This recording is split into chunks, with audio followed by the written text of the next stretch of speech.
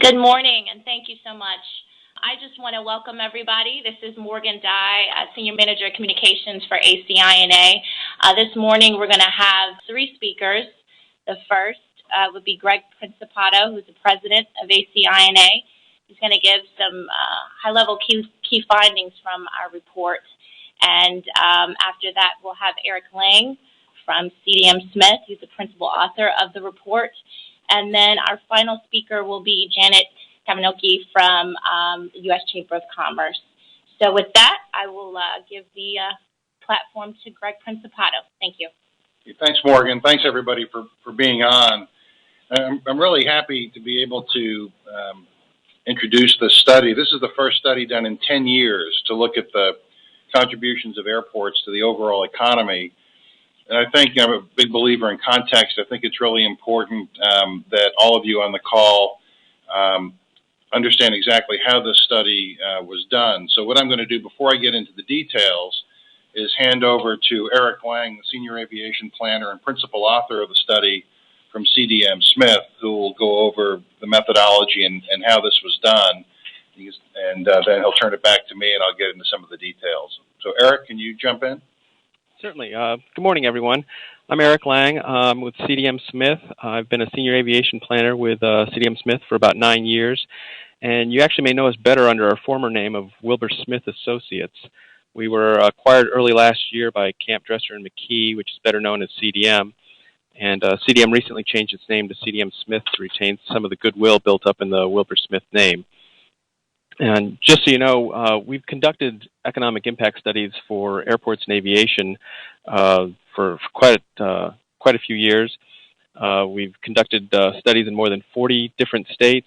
We've analyzed, and in those studies, we've analyzed more than 300 commercial airports over the 50-year history of our company.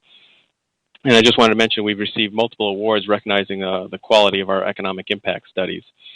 So with that background, I just wanted to talk a little bit about the methodology that we used. Next slide, please, Trevor. For starters, I wanted to mention we used a fairly straightforward approach. We analyzed 490 commercial service airports throughout the U.S., and that analysis consisted of gathering information on the on-airport activities, the capital improvement projects that took place at those airports, and then the visitors. Those business and leisure travelers that are coming to the region to spend money on hotels, restaurants, things of that nature. So it's a fairly straightforward approach, gathering that basic information. And we got that information by looking at existing economic impact studies. We examined over 75 state and individual airport studies. Those studies had information on a number of commercial service airports. You can see we found this direct data for 272 of them out of the 490. Of the remaining, and I will mention that most of those airports were the major airports in the country. So we were left with basically trying to find good estimates for the other airports that didn't have existing economic impact studies. We did that through a regression analysis, and we found that this regression analysis was fairly highly correlated. And basically, all the regression analysis was is we found a set of data, say, for instance, like population, and with the existing airports, we found that it correlated quite well with, say, for example, visitors. And we used that correlation to then estimate the missing data for the other airports. Once we had all this direct data, we put it into an economic impact model. In this case, we used a model called IMPLAN, which is something that the U.S. government has recognized and uses extensively. The FAA guidelines recognize the validity of the IMPLAN model, and so it's a valid method of assessing the follow-on impacts beyond what you have, beyond the direct impacts that you find on the airport. So that, in a nutshell, that's the methodology that we used for all 490 commercial service airports that we analyzed in this study.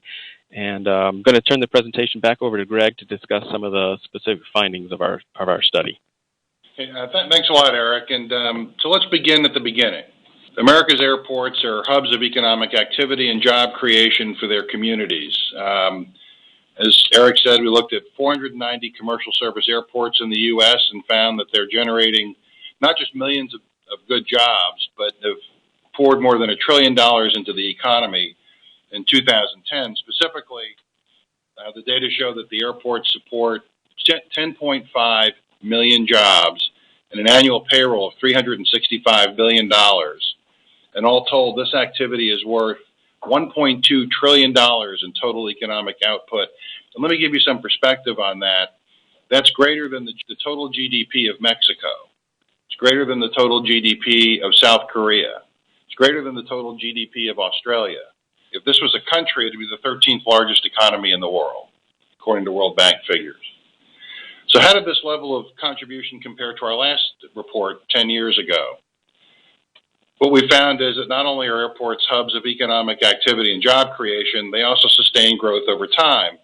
As I said before, our last economic analysis was done with 2001 data, and an awful lot's happened since that time. Compared with 2010, the trend line you see highlighted on this slide shows that the total jobs have risen more than 56%, and total payroll has gone up over 90%. And by the way, that $365 billion in payroll equates to about the total payroll of Michigan, the state of Michigan, a state much in the news this week. And over the time since the last analysis was done 10 years ago, the total output to the economy has more than doubled. As we've said and like to say, airports are engines of business activity and growth across the board. So what does this all mean? If commercial airports were an employer, Airports Incorporated, let's call it, where would we stand?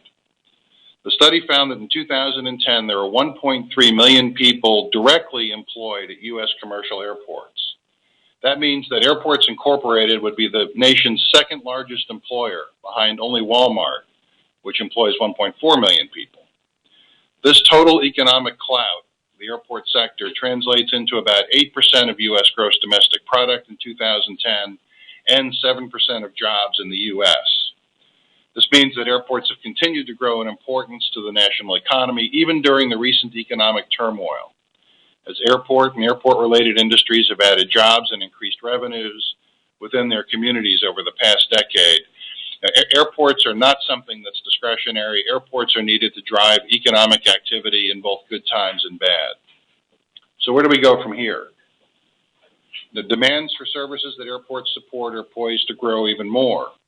The FAA projects that passenger travel, currently at about 713 million enplanements in the U.S., will exceed 1 billion enplanements in the 2020s.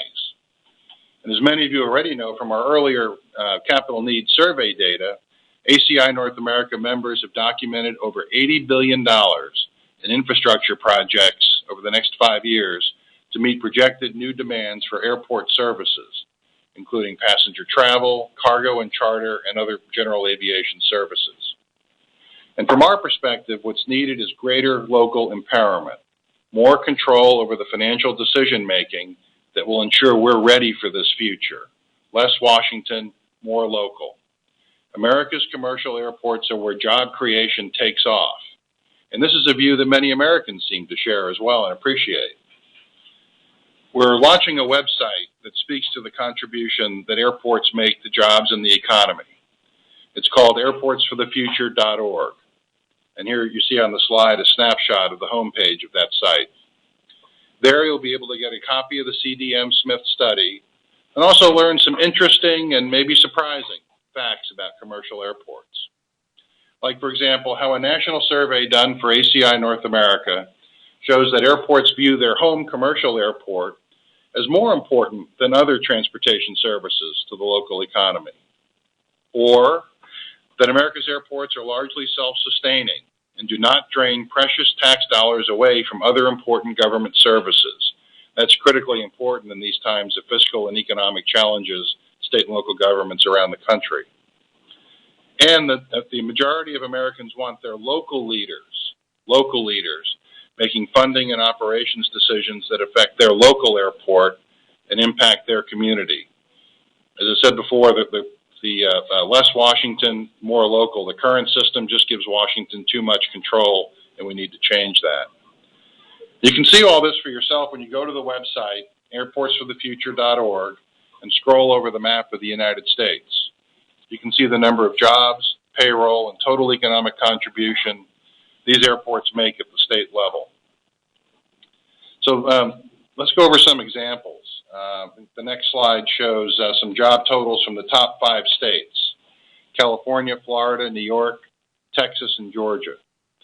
As you can see, states with a number of major commercial airports benefit, obviously, like California, Florida, and Texas. And of course, some of the nation's largest airports, like LaGuardia and JFK in New York, and Hartsfield in Atlanta, are enormous job hubs. Why is that? Because commercial airports are major local public partners for private enterprise in their communities. Economic developers all know this. They consider airports and airport services vital to generating local business growth and vital to retaining local companies and to attracting new companies to those communities.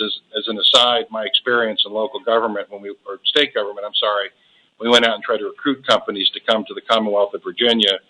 Bears that out. What they really wanted was aviation connections to the global economy, and that's what we were able to provide in getting them to come to Virginia. In fact, airport directors are key members of local economic planning and recruitment teams nationwide, all over the place. This is all something our next speaker knows quite a bit about. Empowering free enterprise is most effective at the local level. Janet Kavanoki is the Chief Transportation Advocate at the U.S. Chamber of Commerce, and I'm really delighted that Janet could join us today. She's an expert in how public-private partnerships in aviation infrastructure work for economic progress.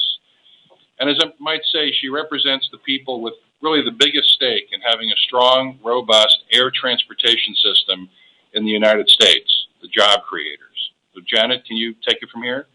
I sure can. Thank you so much, Greg, for having me. We are really excited to see this study that you've put out because, as everyone knows, there's an awful lot of talk in Washington all the time about what are we going to do about the nation's infrastructure and needing to invest, and then we're always fighting the battles on funding cuts, and there's just no better way to show the impact of airports and the importance of that investment than through this study.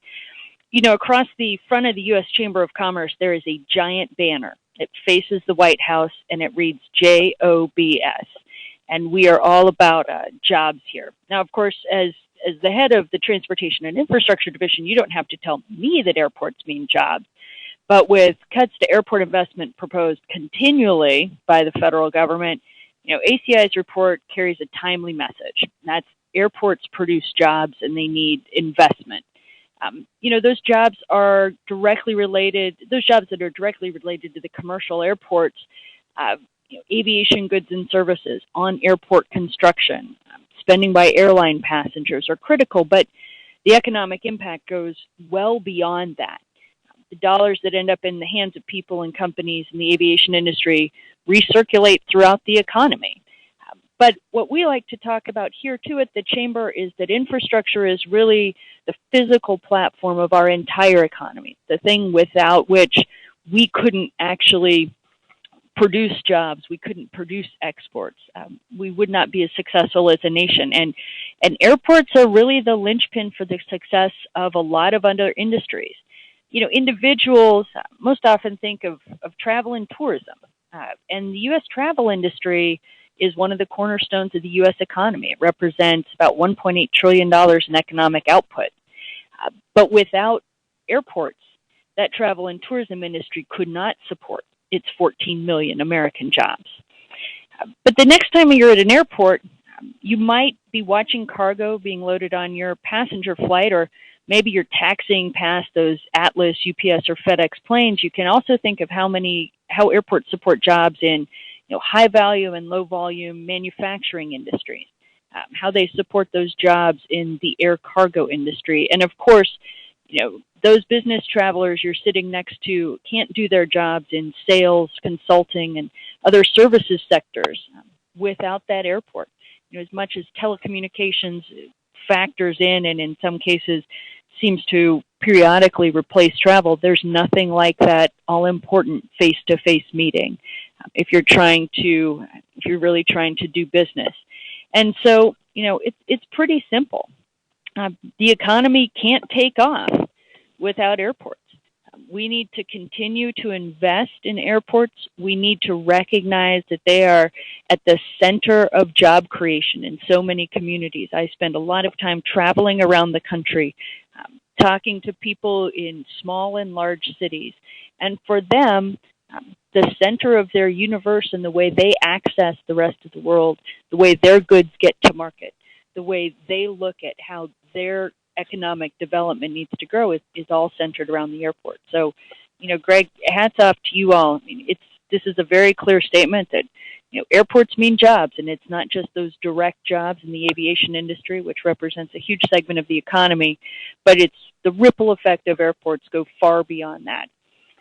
And that at the U.S. Chamber, we're going to continue to champion for continued investment in airports. Thank you, Janet. Morgan? Okay, thank you, all of you. We're going to now move into the question-answer portion of the webinar. I just want to reiterate that there are two ways that you can ask a question. The first being verbally.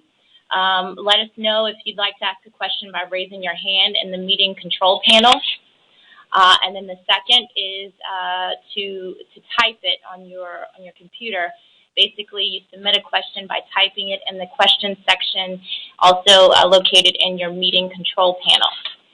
So we've already gotten a number of questions while our speakers were talking, so I'm going to start out with the first one here. And Greg, this question is for you. Are you supporting Airlines for America's push for a national policy? I think they're pushing for a national airline policy, and let me make a couple of quick points about that. The purpose of air transportation is to move people and products to destinations and markets around the country and across the globe. That's the purpose of transportation. I think it's interesting that A4A is talking about a national airline policy. And the purpose of the air transportation system is not profits for airlines, although we hope that they make those profits. The purpose of the air transportation is moving people and products, generating economic activity and growth in the local communities. Those are the people that the airports are responsible to. And again, if you go to the website, airportsforthefuture.org, you can find state by state how that is happening all over the country. How airports and air transportation are contributing to the local and state economies all over the country. That's what we should be talking about. We do need a new aviation policy in this country to promote aviation, to promote air transportation, to make sure we stay ahead of our competitors around the world. So I would say we need a national aviation policy, and the focus of this is on the communities, it's on the people who create those jobs, it's on the people who hold those jobs, and the economic activity that happens there. That should be the focus of everything we do. Again, if you go to that website, airportsforthefuture.org, you'll see those numbers all over the country. That's what we should be talking about. Thank you, Greg. The second question is actually for you, Janet. The question states, from the Chamber's perspective, are airports ranked as highly as they should be in federal discussions about transport infrastructure needs? That's a great question, and the answer is no. And you've got perfect evidence for that when you look at just how long, for example, the FAA reauthorization bill languished. It was frustrating, I think, to many of us because it sat out there for a really, really long time, and then at the end of the day, it actually cut the overall federal program for airport improvement assistance, and as I'm sure Greg would point out to you, did nothing to empower local airports to raise their own revenues. It's also frustrating because as soon as that bill got signed into law, the administration came out with their budget, and they called for a large cut in the airport improvement program. And they were largely absent in any discussion over FAA reauthorization. So, no, we don't hear as much about it, at least at the federal level. Now, part of it is because airports are very, very good taking care of themselves in many places. Because their economic engines, especially the very large airports, aren't looking to the federal government for assistance. But we don't all just fly from Washington to Chicago to Dallas to LA to San Francisco. There are people who live all over this country, and they rely on airports as their connections to the world for both themselves as travelers and for goods. And so we really have to pay attention as we start thinking about the next FAA reauthorization bill, God forbid, about what we do for our system as a whole and how airports are an important part of that system. If I could just follow up, Janet, on your answer. I think Janet, for all the rest of you on the call, Janet makes some really important points. The FAA reauthorization bill that, as she said, we had to wait through 23 extensions in 4.5 years for, will actually result in less investment in airport infrastructure. It cuts the authorized level of the federal program down to 3.3. The authorization used to be 3.7. There's no telling what the appropriated amounts will be. And when, as Janet correctly points out, the president's proposing $1 billion cut in that program, now he assumes a PFC increase, but there's no vehicle to address the PFC until the next authorization bill. The administration can't administratively raise the PFC. I think we're looking at very worried about an appropriated level below even the cut that's in the authorization bill. So I think I think Janet is dead on that there is not an appreciation of the need to invest in airports here in Washington in either the legislative or the executive branch, frankly. And I think we need to do more to make people understand the importance. I think numbers like the numbers that are in this study today, $1.2 trillion of economic activity and 10.5 million jobs, and all that comes with that, and knowing what our competitors around the world are doing, those kind of things, we really need to spend a lot of time getting that message across, because, again, back to what Janet said, both the bill that was signed recently and the administration's budget proposal both betray a lack of understanding of the need to invest in airport infrastructure and will result in less investment.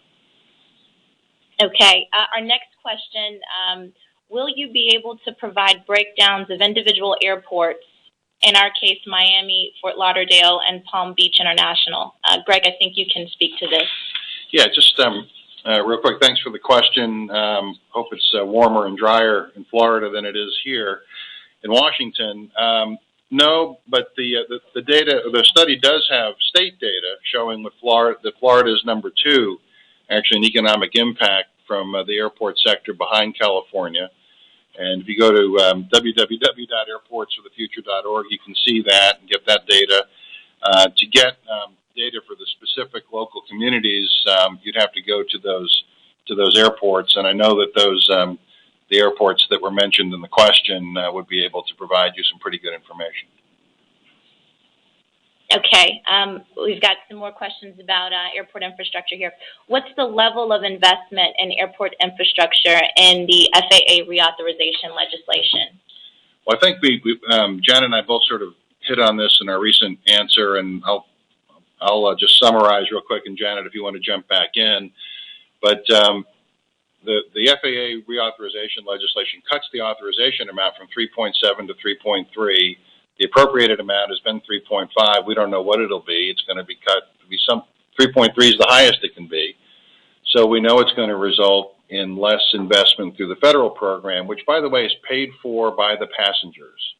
When you buy an air ticket, the ticket tax that's on there goes into the Aviation Trust Fund and pays for that capital program, as well as for air traffic control and certain FAA operations. It's paid for by the passenger. It's going to result in less investment there.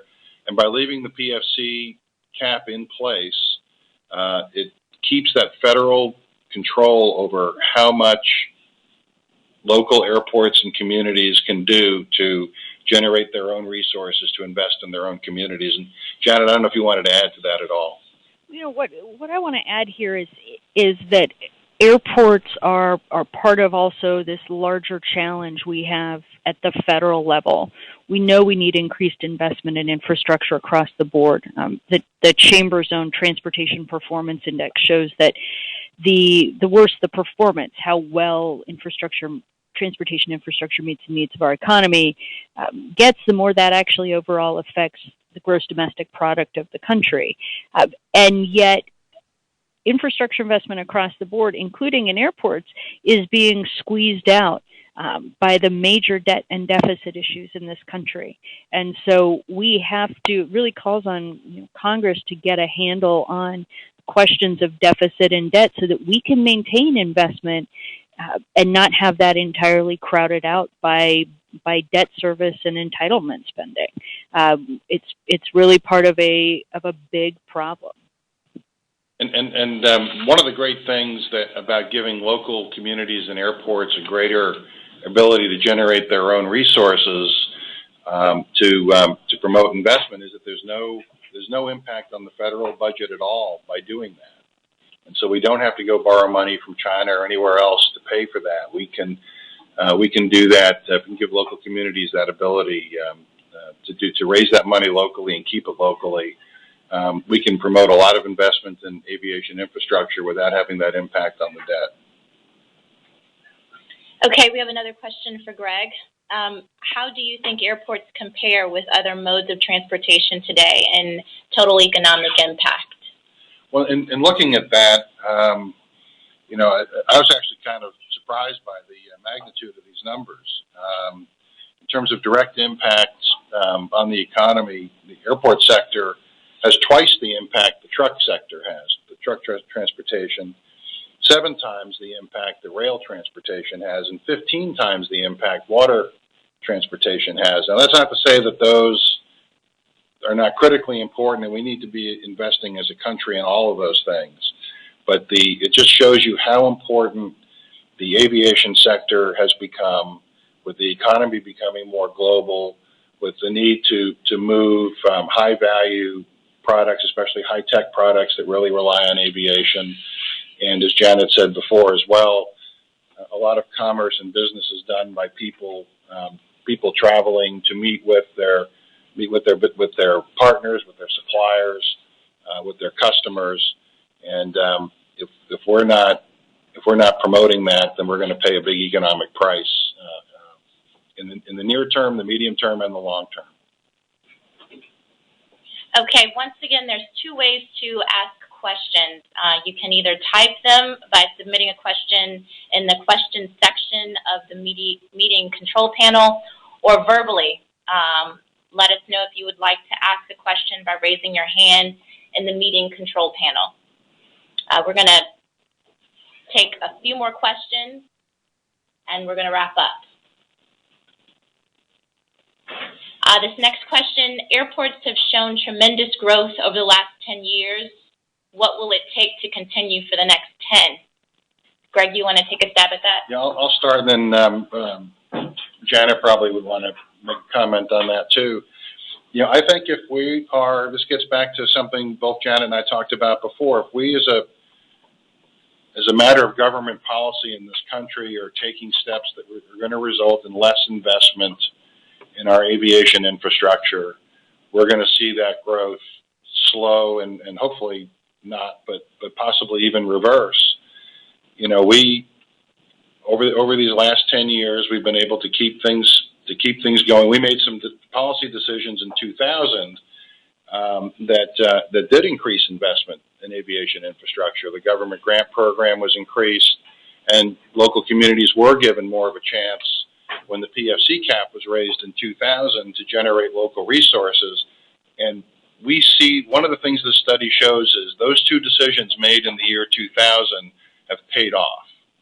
If you want to look at the numbers in this study and see what's happened over the last 10 years, a good deal of that goes back to those policy decisions that were made in 2000. In each of those cases this year, this authorization bill, the president's budget, we've made the opposite decision. We decided not to increase investment. And I'm really worried that by doing that, by taking that step back, we're going to have a lot less investment over the next 10 years. Janet, do you want to jump in on that? Let me mention something I think I know I haven't talked about yet. And one of the ways that airports and their economic impact will continue to grow or can continue to grow is only if there's some regulatory relief as well. Around the country, whether you're talking about energy projects or highway projects or airport projects, we're constantly faced with the NIMBYs, the folks who are bananas. That's the build absolutely nothing anywhere near anything. And people who are just saying, nope, not on planet Earth. Airports are not immune from running into challenges locally and regionally for expanding and for being able to use their land in a way that is supportive of economic development. So across the board, we've really got to look at reform in things like the permitting process. For airports to continue to grow too, we do need successful passenger and cargo airlines. And so when the administration, when Congress takes steps to further regulate those industries, hamper their ability to be profitable, try and tell them how to run their business, that becomes a problem because airports do rely on the demand of those industries, at least in part, for their overall economic growth. So we have to keep the skies full. We've got to make sure you can maximize maximize the volume, people getting in and out of those airports. We've got to continue to invest, of course, in the next generation air traffic control system, which is something we always talk about at the Chamber.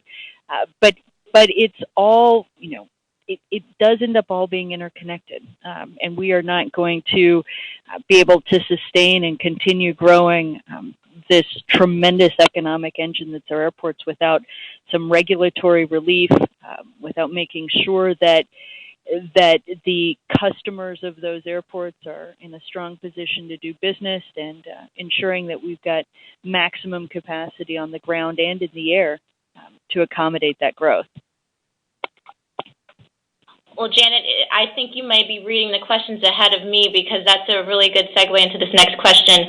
Are airports adequately represented in planning for next-gen and other air traffic control modernization?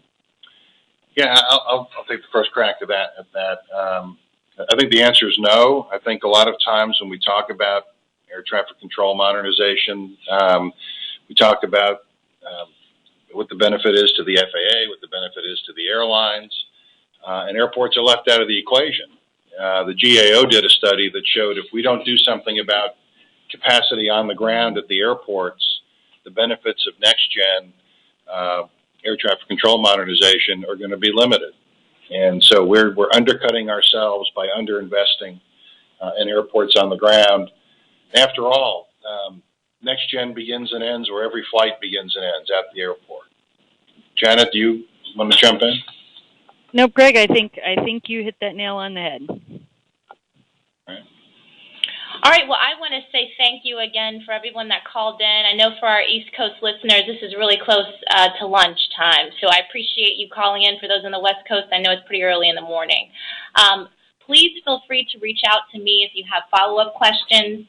My email address is mdye@ACI-NA.org, and I'm happy to point you in the right direction, whether you have a methodology question for Eric or you want to ask something directly to Greg or Janet. I'm happy to facilitate that. I also want to once again remind you to check out the website that was launched just today, and that URL is www.airportsforthefuture.org. Airports for the Future, and you spell out for, F-O-R, airportsforthefuture.org. Okay, with that, I think we're all finished here. Thank you again, and take care.